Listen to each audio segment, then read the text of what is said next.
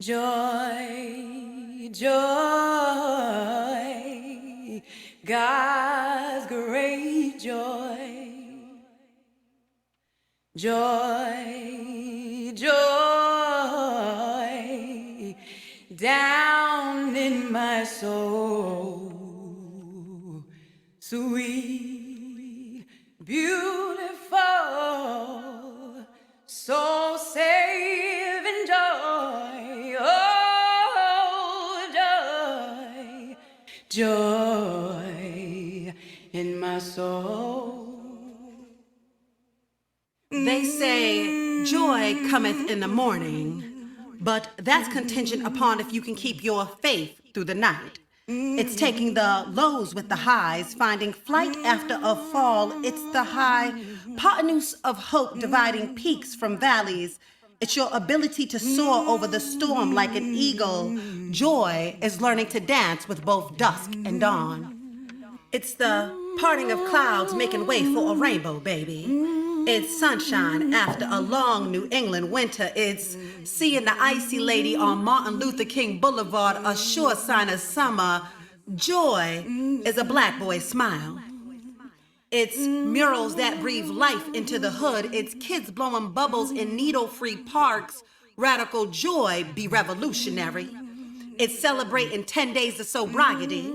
It's being brave enough, bold enough, black enough to go underground for freedom. It's putting joy on the black market, making it affordable. It's making our African ancestors accessible. Joy is painting the city red, black, and green. It's sisters saging the street. Joy isn't gentrification. It's Nuestra helping to keep Nubians in Nubian Square. It's going beyond our cliche terms of equity, diversity, and inclusion. Joy is a sacred circle. It's a hip-hop cipher. It's a black man's praying hands. It's learning to thrive instead of just survive. It's holding on to life. Joy is that teen that rethinks suicide. It's that mother who mourns but still believes in miracles. It's finding your laugh after loss. It's healing after harm. Joy is the brother of sorrow.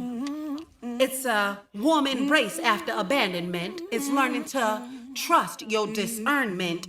Joy is the essence of forgiveness. It's undeserved grace on bended knee. It's a brother's head nod or handshake squashing decades of block-to-block beef. Joy is resilient. It's restorative justice. It's that little black girl who looks in the mirror and sees herself as a city councilor, congresswoman, or the future mayor. It's warrior women in Washington politics, fighting for beads, braids, cornrows, and afro puffs, changing policies so that our children can graduate with their natural hair. Joy is progress after all this protest. It's us embracing this historic moment. And I know that they say that joy cometh in the morning, but dare I say it, joy be blacker than night. Joy, joy, God's. Welcome, welcome. Thanks for that amazing introduction. This is really incredible to take the time during this Black History Month while we're celebrating our 160th anniversary here at the Demick Center. It gives me great pleasure to take an opportunity to just pause during this time and focus on two things that are really core to who we are at the Demick Center, to who we are as people, and especially to who we are as Black people. So what I'd like to do today is I'd like to have a conversation about joy and positivity with two of my favorite experts on the subject, Dr. Oneeka Williams and Mr. Thaddeus Miles. And let me tell you, these two, I've had the opportunity to be in the room when they're talking about this subject. And I can warn you ahead of time, we're in for a very thought-provoking time that's going to leave us filled with positivity and joy. So let me tell you, Thaddeus Miles is a community activist, photographer, and founder of the Black Joy Project. He also founded HoodFit, and along with the Demick Center, the Boston Athletic Association, we together formed the Road to Wellness, our 5K walk and run, which hopefully many of you have participated in. Today, we also have Dr. Oneeka Williams, who inspires me every day. I think many of you have heard me talk about her, my lovely wife, who is a positivity catalyst, urologic surgeon, and author, who's known for her Dr. Didi Dynamo book series and her current book entitled Not Today Negativity. She currently works at Emerson Hospital as a urologist, and she's a clinical professor of urology at Tufts University School of Medicine. With that said, mostly what I'd like to add is both of these two individuals are what I like to think of as social justice entrepreneurs. They are out here doing their thing to change the way all of us see the world. And with that said, let me jump right into it and start with what's an important question for me, quite honestly, is we talk about joy and we talk about happiness. And I'd like for each of you to give us a sense of, from your work and what you do, tell us a little bit about joy versus happiness and just why joy is important, especially in the context of the Black experience at this time as we celebrate Black History Month.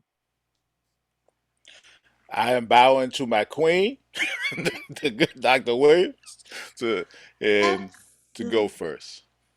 Absolutely. Well, this is such a treat. Thank you, Charles. It's great to share the stage with Thaddeus. And you would put me in the position to literally dive into all of the passion that I bring into what I do. And so when I think about joy and happiness, I'm going to go back to my core. Dr. Anderson mentioned that I do write children's books and the Dr. Didi Dynamo series, which really started as a way to integrate this positivity mindset with literacy, with a belief that there are no limits, as well as for girls and for our representation for our kids. And so I'm going to pull together a little science and a little bit of imagery and imagination to just help you understand how I literally relate happiness and joy. I think of joy as coal. Coal, I mean, the coal that burns to provide energy, the coal that over millions of years started as just plant material that over time, from the compression and the pressure, transformed into something that is energy generating. So when I think about joy for us as this coal being this substrate where our ancestors were put under pressure, and over time, this transformation of this internal energy. And I think of happiness as the spark that ignites that joy. So that joy has this ability to be electric, to be life-saving, to be energy-giving. And happiness is the external circumstance that sparks and ignites this joy, this coal that then burns to literally generate the steam that drives the turbines that gives us the energy, the electrical energy to effect change. So joy, central to us, is this energy potential that lives in us over years and years of pressure, transformed to literally be sparked by the external experience that we know as happiness, which then manifests this action, which is, for me, joy. The end product of joy is hope. That's powerful. Thaddeus, as you think about that, tell me a little bit about that, especially through the context of the Black Joy Project, because I always love going to that website and seeing that picture that started the whole thing, right? And I feel that. Tell me about that. So I think first I want to say is thank you for inviting me to be here to listen, learn, share, and to visualize not only today but how I'm moving forward with Black Joy. And I just learned an amazing lesson right there. That visualization of that coal being ignited, especially through the snowstorm that we're dealing with here, is amazing. But I like to start my day to, and I say to myself that I live in a life rooted in optimism. I believe in myself, my gift, what I have to offer the world. And that's supported by nourishing that seed of joy that God planted in me before I came into this world. And that when I started to think about happiness and joy, I think about happiness as that rubbing my fingers against my skin that tickles, right? And when you're tickling, and that joy is that deep belly laugh that controls and shakes every cell in your body. And so when I started to think about this whole Black Joy project, I began to look at the different meanings and understanding that Black Joy has a lot of different meanings. For some, it's living radiantly and unapologetically in your skin, being fierce and a true celebration of yourself, no matter what your personal or collective circumstances.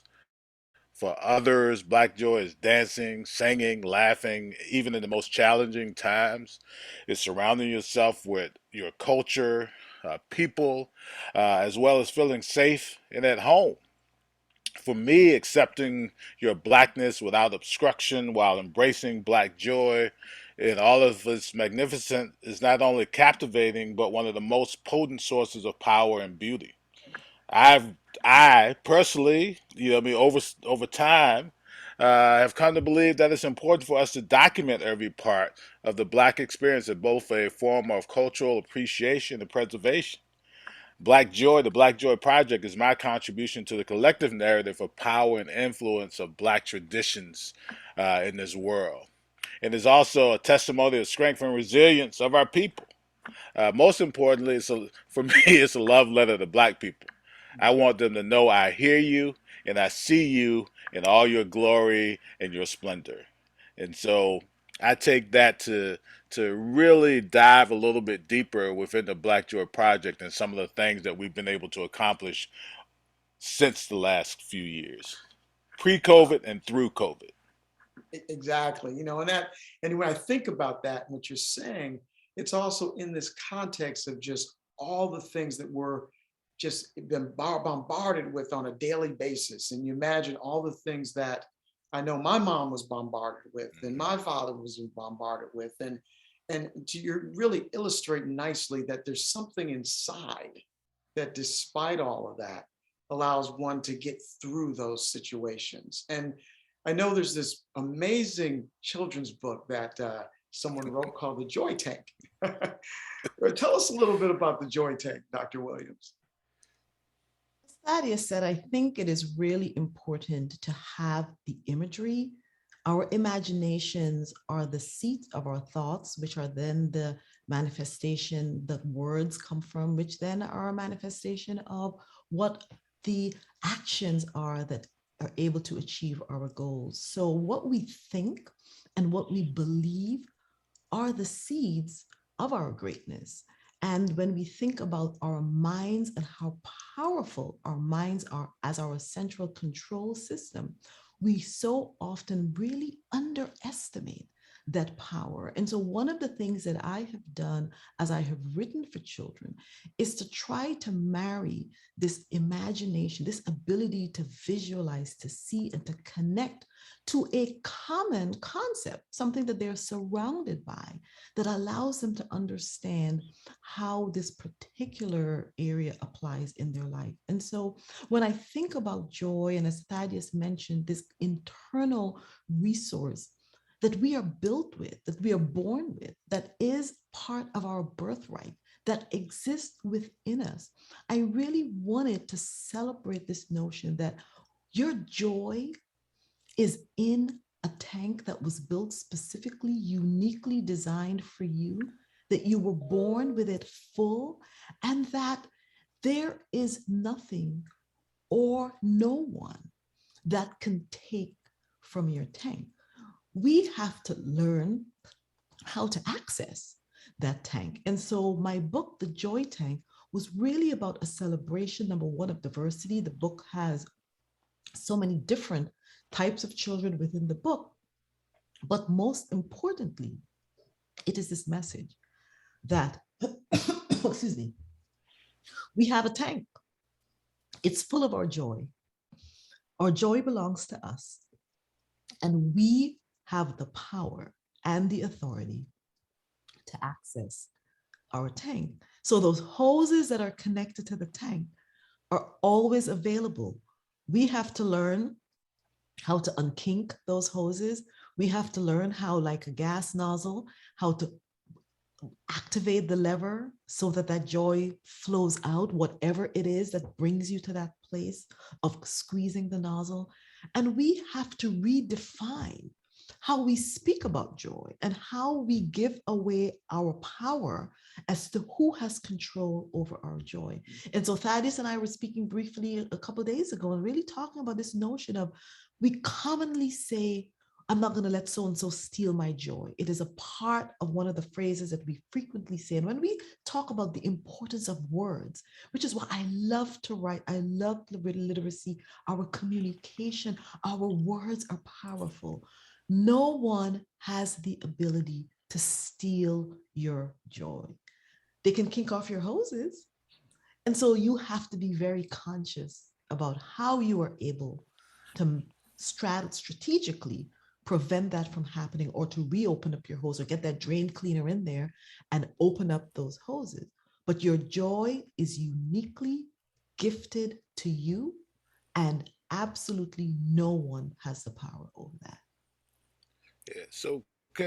So I love it, Dr. Winslow. We were on our discussion, we were talking about, and I brought up the fact of stuff that steals our joy, right? And what you were just talking about, and uh, and how I talk about it, and then then when we we were talking about like reframing it, and then I started looking at it, in a different way. And I wanted to ask you. I know the good doctor's got all the other questions, No, this is a but conversation. This is a but conversation. really, Go ahead. when I talk about it, when I think about it a little bit, it's about how we ourselves sort of steal our joy, right? When I started to talk about that we take ourselves too serious, right? That we've always got to be in this frame where we're projecting. And that's really trying to be someone other than who we are at times, right? Because I feel like, honestly, I feel like I've worn many masks before COVID mandated that we had to wear a mask, right? And in whatever situation that I'm in, doing things that don't hold value, right? Because we feel some obligation that we have to do it, right? Expecting perfection, right? I'll say my sisters are perfectionists. I'm probably the exact opposite, right? In some way. But when it comes to my photography, when it comes to editing, and how people see it, I start to uh, expect that perfection, and therefore some of my stuff doesn't get out, right? And then I think the last thing for me that when I started to think about trying to control the things we cannot control, right? And so I started to feel like those are the things, like some of the things that when I talk about individuals themselves taking their, for the lack of a better terminology, the way I look at it is, how do I take my knee off my own neck and allow me to breathe deeply instead of having this surface level breaths that are very short? How do I actually inhale and breathe deep and hold it for a second and expand my stomach, right? And hold it and then let the air out. And so I really love to hear a little bit about, like, because some of that talked about other people stealing it, but how do we, some of this internalized racism that we have and that we deal with might allow us or have us stealing our own joy. Yes, and you really hit the nail on the head, because so often we can be our own worst enemy. We develop, because of all of the things that we know that we've been exposed to, the imposter syndrome, the limiting beliefs, the self-sabotage. And what you're really addressing is how do we learn to walk authentically in who we are? How do we learn to develop that self-love and self-compassion? How do we learn to be able to show up and to be unapologetic in who we are, because we have been told the messages that we have been surrounded by present a different image of value and a different image of worth. And so how do we undo a belief system that causes us to kink off our own joy tank hoses? So we are doing the work of clogging off our flow of joy all by ourselves. And this is where, to me, the positivity comes in. This is where the 5 habits of positivity for me comes in. This is where we learn that positivity is a process.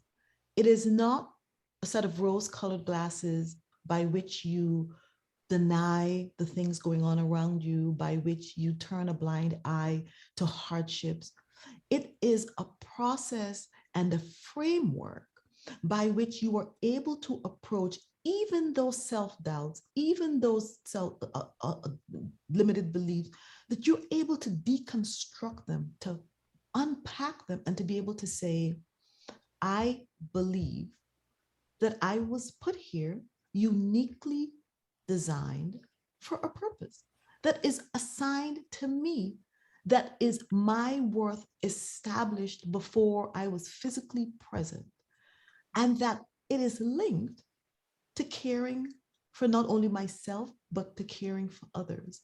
It is approaching life with, in spite of the circumstances, that you still find opportunities for gratitude. Because when you talk about that self-talk, self-sabotage, trying to literally drain your own joy tank, you're really talking about negativity. You're talking about the things that take away from you.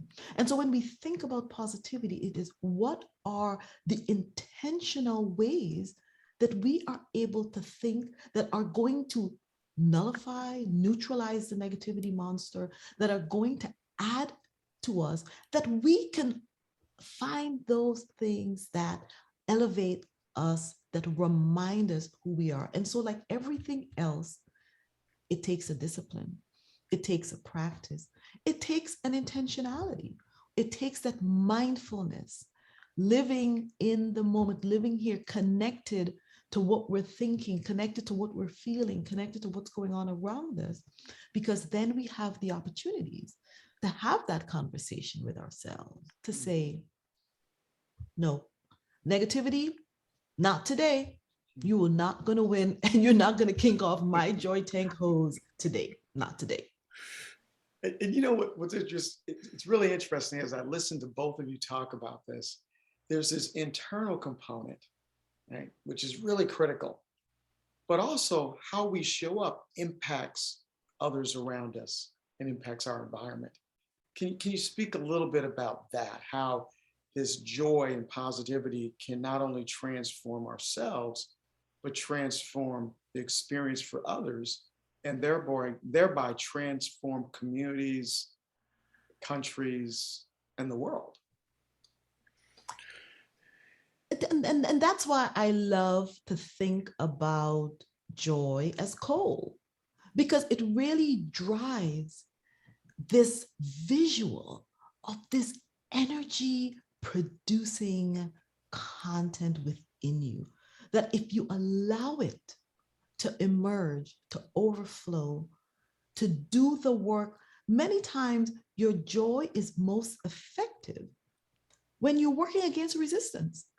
It really is when, that steam is under pressure to be able to drive the turbines that generate the electricity. So I really want you to think about the power of energy being generated from within to cause an electrical reaction that touches, when you think about all of the types of outcomes that are related to electrical energy, how it transforms things around us. That is the purpose of joy. So it activates, it energizes, it motivates, it lifts. I mean, when you go into, you have the experience, and I'm sure Thaddeus could talk about this, right? You go into a room and people can feel your energy. There is an aura. Your response, the way you speak, your posture, the way that your facial expression communicates a command of this internal resource. And before you even open your mouth, you are already affecting change. Yeah, I think so. For me, there's two instances that remind me of it, and I think the first, and I'll say the first one was I did this project, photography project, several years ago, that for 543 days in a row, I posted a image of a up close and personal photo of a person of color and just let it speak for itself and had a blog. And one I posted on a on Facebook, and it was some amazing comments about how beautiful, how much energy, how lovely this person was. And the next morning, I got up and she posted a message in that feed. And what she said is, I had went to church and I was feeling bad. So I went to church and I was invisible again. It was like I wasn't there and nobody cared. But then I came home feeling bad and saw this post and the amazing comments beneath it. And I came to life and I began to understand the value, and people that don't know me may see that images and not know that I'm an introvert. But the joy that that post gave me the courage to be able to move forward. All of those comments, right? And it was just amazing. And that lifted the entire Facebook group and other things, but it got her to a sense of change within herself and community. But it also, she was vulnerable enough for those that had a certain image that the good doctor was talking about her, knew some of the truths and was able to surround themselves to help her move forward. Mm. And the second one for me was when we did our first Black Joy event. We actually did it at the MFA, and we had several speakers, and uh, we had Origination came and did a dance routine. We had some spoken word, which was amazing, Mhm. and we had several hundred people in the audience. And the one thing I always promise my mom on any Black Joy event that I'm doing, that we're gonna open it up with prayer. You already know, right? You know, and and so we opened it up with prayer and a song. And after the event, one of my friends that's Jewish and an atheist, right, came up to me and is like, Thaddeus, this event had me praying and dancing with you. Right? So for me, right, and I say that to say, this is what he told me. It's no secret for who he is, but he's like, there's something about walking in here, that the good doctor was saying that just lifted me up the moment I stepped in here. It was an energy that surrounded me and just took me there, and I'm hoping that I can carry this energy forward. And so when we started to think about like community, all of the isolation that we've had over the years, the level of depression and other things that have connected, beginning to sort of like figure out like what self-love is, recognizing and appreciating our inner worth and value, right? Giving permission to show our authenticity, who we really are, right? Other thing of not settling for less, right, would allow us to, when we start to think about just us, but policy and other components, and the act of using our voice, right? Joy for me is like, I can actually roll my shoulders back, put my chest out, keep my chin up, right, and be able to project my voice and make it as loud as I want it to be, and not worry about somebody's going to be fearful that this big 6'4", 300-pound black man is scary, right? Because I know that I'm going to project in a certain thing. But then I think the other thing that the three of us talked about a little bit is about offering ourselves passion and grace. And I find joy has a way of doing that and moving us to that space where we can begin to heal as much as can begin to lift ourselves. And I'm so glad that you mentioned that, Thaddeus, because as you were speaking, the things that came to me, number one, was that for me, self-care, part of self-care is self-expression, is the ability to create, is the ability to find those outlets that bring you happiness. And so your project, part of your creative outlet is your photography. And so your happiness sparked was the spark that ignited someone else's joy, right? Ignited that coal. And so for me as well, the writing, so all of these forms of creativity and self-expression help us to really spread that joy, spread that energy, spread that ability for self-care. Because ultimately, what I think the young lady also exemplifies is that there are times when it is that happiness or that experience of happiness that literally will carry you for the next how much ever days, months, years. It is that ignition that you are going to need, because you're going to find yourself in places and spaces where things will feel dark. And it is that you've had, that experience of that happiness spark that allows the continuation of that internal experience of joy, even as you find yourself, just not in a good place. Yeah, yeah, Yeah. because I think for me, one of the challenges, like I just, even while I was sitting here, I was on my phone. You might have saw me for a second. I just ordered the book for my grandson, so so he can, so he can, so we can read that together, right? Um, but I think when I started to think about challenges around and where joy takes me and where photography is taking me, uh, joy has also taken me out of my comfort zone, right? Where I just, and it's, I have this tendency to think about, as I'm moving to forward on different issues, I've got a comfort zone, I got a fear zone, right? I have a learning zone, and I have a growth zone, right? When it came to the 5K, right? It was like, the reality is like when we first started, it was like comfortable, right? And I'm just doing what I'm doing. I'm Thaddeus. We taking these streets over. We run it, right? But then to professionalize it, we had to get through that fear zone. What is that going to take away from the community? Is that going to take away from other components? And then learning, right? What it really takes to sustain it and to be able to move it forward and then to continue to grow. And every year we try to grow and do something different and to be inclusive.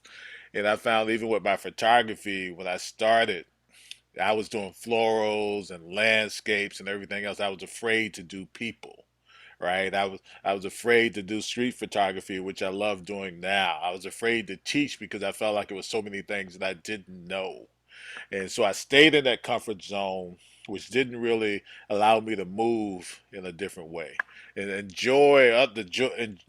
enjoyment of photography, right? Got me to see a lot of different things in places that I've been. Um, Honestly, I never went to New Hampshire, Maine, or Vermont, before photography, right? I went through it to get to the Montreal Jazz Fest, right? to get this, but I never stopped. I always wondered, like, why are all these people stopping to see the colors of trees changing, right? And then when I was able to sort of break through that fear zone and learn, I understood why, right? I understood and then from learning, I was able to grow, and now I'm one of those people, right? I'm not worried about, right, the how people view me, and so joy has sparked a lot for me to be able to take me through that fear zone in a lot of different areas. And I think if people just can figure out how to get there, right? How to get out of that safe and controlled environment, right? To get through other people's opinions or the low self-esteem, right? To begin to problem solve and to live their dreams.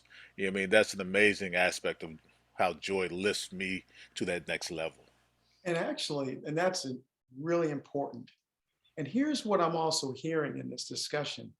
As we tie this to Black history, this is exactly what Black history is about.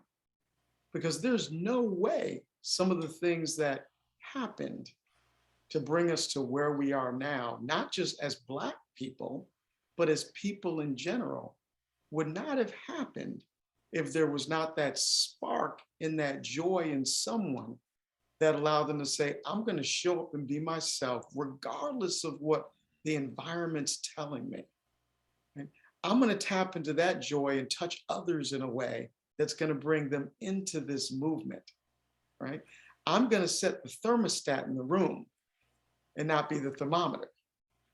And I know one of the things that I really appreciated in some of the joy tank work that Dr. Williams did was she made this connection between Joy Tank and Nobel Prize winners. And tell us a little bit, maybe pick one of those stories that inspired you there, Dr. Williams, and tell us a little bit about that. Well, the reason that I made the connection is because, it goes back to what do we believe and what is our belief system? And even as we think about our ancestors and formerly enslaved people, we know that their strength came from their faith in God. Their strength came from the belief that they were not alone, even in the wilderness, even in the valleys, that there was still something bigger than them that was with them. And so I think that it's a very, very important anchor many times as we go through these hardships, and we are then able to, as I think about the habits of positivity, to identify that in the limits, that there are opportunities. And so when I look at, the Joy Tank and the Nobel Prize winner, and if I pick the most obvious, for me, which is the, Nelson Mandela, and you think about how is it possible that someone could have been imprisoned for such an extended period, for over 20 years, and yet and still continue, even in that locked up circumstance, physically being confined, to continue the fight for freedom, continue the fight for justice, continue to be intellectually productive, so that even as he was released, that he could then step into the leadership role of South Africa. And what that says to me is, where does our power, where does our joy live? Where does it reside? And who has control over that? No matter what is happening physically, you can be in a space of freedom mentally, internally, your heart and your emotions. You have the ability, and it's tough. It's tough. I'm sure there were dark days, but it is still coming back to this place of recognizing that internally you have this God-given abundance, and that no one can control that. And I think that it's the work of the mind. It's like, what do we tell ourselves? Everything starts in our mind. Everything. So you might say, oh, well, it's easy. It just sounds kind of, fairly trite, and it sounds cliche, but it is really the simple truth. It starts in our mind.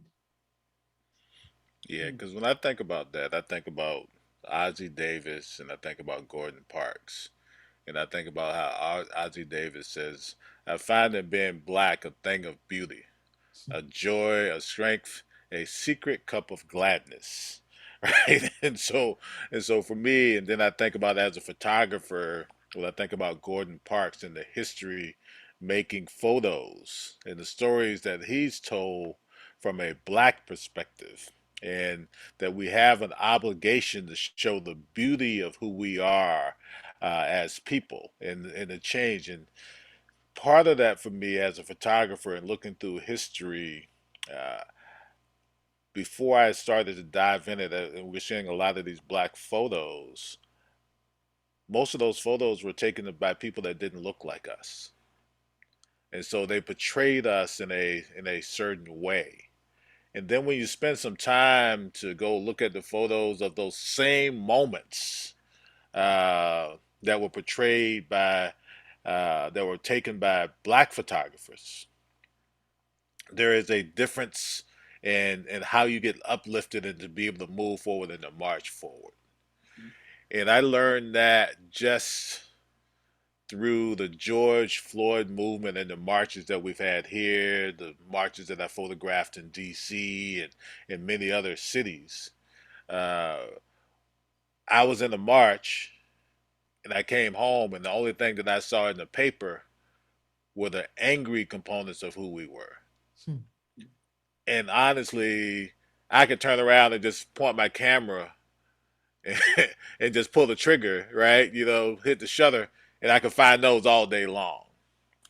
But there were many moments of compassion And even when you look at the Black Joy video that we showed before, one of my photos where the people are standing there with their hand over their heart, right, and connecting to each other and building that out, right. That is it for me a moment of history that is only can only be documented by us because of the way that we have access and sort of what we see. And so I use it when I started to think about the history changing, when I think of the Harlem Renaissance, when I think of civil rights, when I think of the Black Power movement, when I think of the Black arts and cultural movement of the '70s, you know, and that the funk music, and I know somebody here claims to be a DJ, right? And some of the other components, I look at understanding our history and the imagery of it that's helping us move from a sense of pity to that sense of compassion, right? Because you know, when I started to think about like how we think we can help others, and sometimes we get that sense of like, you know, pity is acknowledging your suffering, right?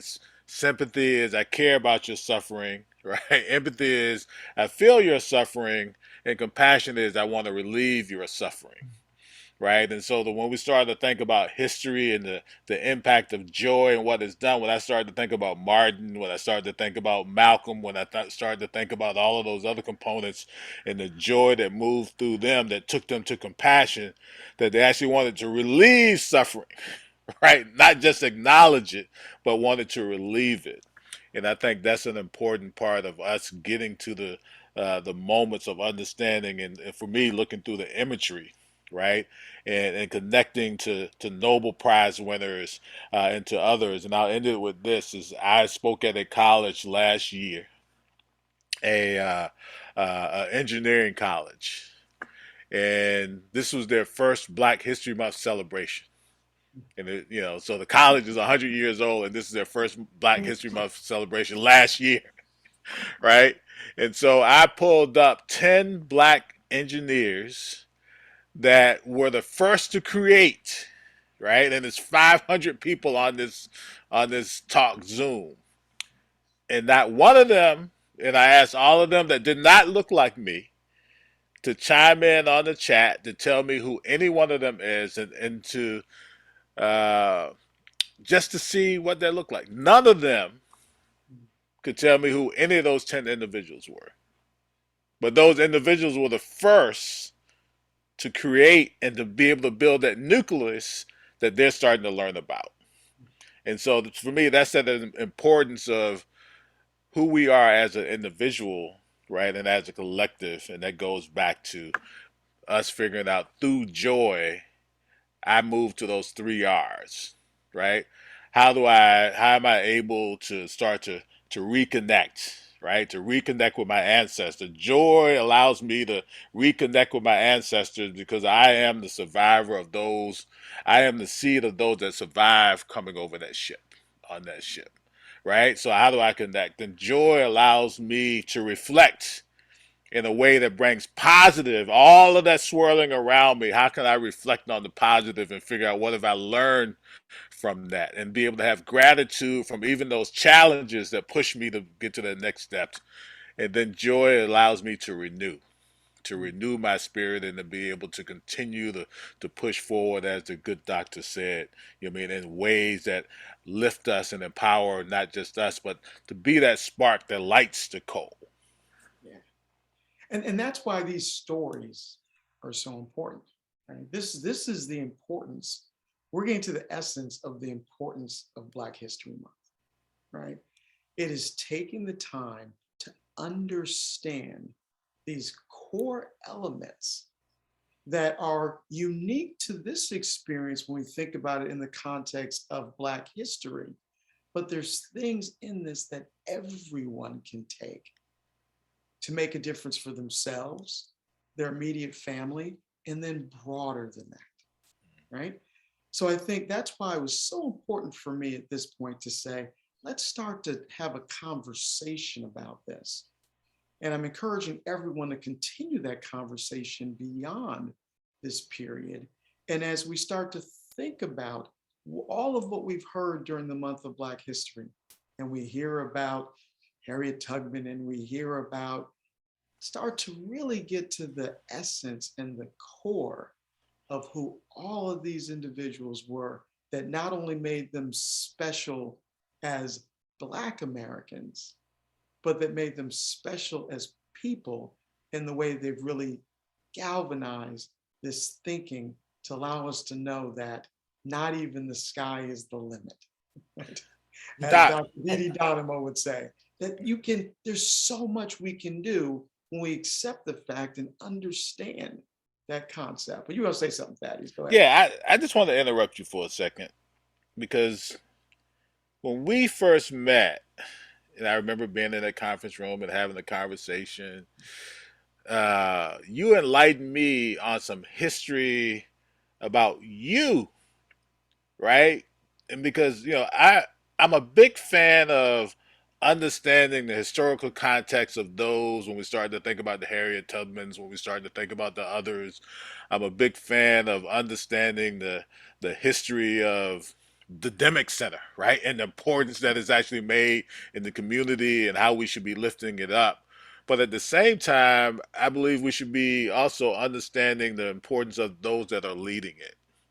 And when I started to listen to you and you talked about your father, that many don't know was a history maker in in parts of New York, right? And the sacrifice that's there. I think we need to share those stories even beyond our family, right? So I'm going to ask you for a second if you could just talk a little bit about that because I don't want to leave this space without people recognizing, that history is being made right there beside them, right? And that you're a history maker and a change agent. You know what I mean? For not just your family and not just for this community, but for a world and the lineage, and the expectations of you, and greatness and sharing Black excellence, is high. And it's high from me, right? So I know this is about the two of us, but I wanted to give a moment to really sort of hear that because it really encouraged me to think and to act different when I heard your story. Sure. Well, I think the other part of my story, we talked about my father, but part of what I shared, even the message in preparation for this, was the story of my mother. Right. Hopefully he's on. It's actually celebrated her birthday yesterday, and I sent her the link, and so she's probably on there. Hi, Mom. Hi, Mom. Hi, Mom. Happy birthday. Everybody say happy birthday to Mom. Happy birthday, Mom. But you think about someone who, born in 1939. Oh, I put her age out there, but we're proud of that. And all that she saw, right? Growing up in an environment, as a sharecropper at age 5, picking cotton in an environment where this sharecropping thing was nothing pretty, right? It was this idea that, you were often in more debt because you were paying to be there to do this work, right? And then you get whatever small part of it. But all the limitations that were put in front of her in terms of access to education, she tells me time and time again about the fact that they get secondhand books with pages missing and stuff written out. And that's what she had to learn from. And she walks me through the experience of the separate water fountains and the experience when she wasn't able to go into certain stores and what that was all about. And then her journey when she raised her hand with her family and said, I want to go up north. I want to achieve something different for myself and for my family. Didn't have a family at that time, but the foresight, she knew I wanted to go to an environment where I was going to be able to have more access to the tools to reach my own potential, but to also provide those tools for my children to reach their potential. So here she lands in, of all places, Buffalo, New York, in the mid-50s, has me in 1963. Yes, I guess I'm putting my age out there at the same time. So I'll put hers out there, I'll put mine out there as well. And she had a dream. She always was committed to the fact that she was going to be a businesswoman. She was going to make a difference in the world by making sure that business was conducted in a way that benefited everyone. And I still remember those days, when she was working at National Fuel Gas. And a big part of what she did was she made sure that seniors, we're talking Buffalo, New York, in cold winter days like this, that seniors still had their heating, right? She worked within a part of the industry that not only managed a critical part of the business, but also she found the opportunity to make sure that people who were vulnerable didn't have their heat turned on. And I walked alongside her as a young boy through much of the 60s as she did amazing things to build a charter, one of the first charter school for Black kids in Buffalo called Build Academy, which still exists in some incarnation, where she and my father worked to build a practice that served the inner city in Buffalo, a community very much like Roxbury, to build one of the first really big resources for a community dealing what was then drug addiction and alcohol addiction services, and really making such a difference in a place like Buffalo to create the actual one of the early Juneteenth celebrations was in Buffalo, New York, and she was behind making that happen. So those are the shoulders that I stand on, and I strive every day for excellence, which for me is about how I take that and take it at least just one step further. So it's that energy and that commitment and that experience that I bring to the work we do here at the Dimick Center, which is why taking the time like we're doing now, and it's not just about the degrees, and I could talk about all that, that's not what's important, right? What's important is the joy that's been planted inside of me, the positivity that's been planted inside of me, which is why I gravitated to this beautiful woman as my wife. There would be no other way, because that joy, that positivity that I grew up with, that allows me to stand in this place right now and to tell my staff and to tell our community that despite what we've dealt with over the last couple of years, that we will see a brighter day, right? I can say that with such conviction because of that which my mom planted inside of me. So Beatrice Anderson, I will say this, that's probably one of the only times I've called her by her first name and not called her mommy. So, let me clean that right up now. Mommy, thank you for what you've done. And I'd like to thank you for you being my Black History Month hero, because that to me, you've exemplified that joy which we carry forward, which we talk about today, which we talk about with our children, which we talk about with our colleagues, because we know, as Thaddeus put it, you can turn pity into compassion and caring. Like Dr. Williams said, you can turn that into something that allows you to see yourself different when you look in the mirror, despite all of what might be swirling around you. Like you both said, that's what allows you to step back and say, I'm going to take some time for myself. This self-care is important, because I know that that's what's required for me to ignite that coal on the inside, to ignite that joy that allows me to make a difference in the lives of others, which is what we're here to do. So I'd like to thank both of you so very much, and totally indebted to you for taking the time to share with us today and to remind us about the importance of positivity and joy. And with that said, we're going to share a piece, talk about positivity and joy. I love to get young people together and have them express themselves, especially through music. So I'm going to have Golsa play a piece done by two of my favorite musicians in the world, my son Mark and my niece Morgan. Thank you everyone for attending.